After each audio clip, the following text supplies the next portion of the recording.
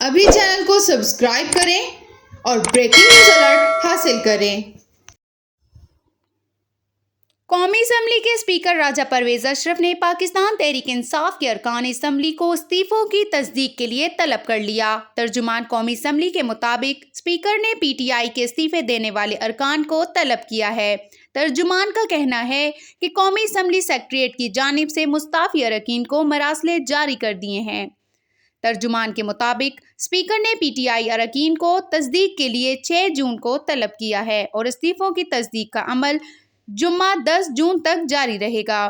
ترجمان نے بتایا ہے کہ پی ٹی آئی کے مستعفی ارکان کی تعداد 131 ہے اور روزانہ 30 مستعفی ارکان اسپیکر قومی اسمبلی سے ملاقات کریں گے، جبکہ ہر رکن کے لیے 5 منٹ کا وقت مقرر کیا ہے۔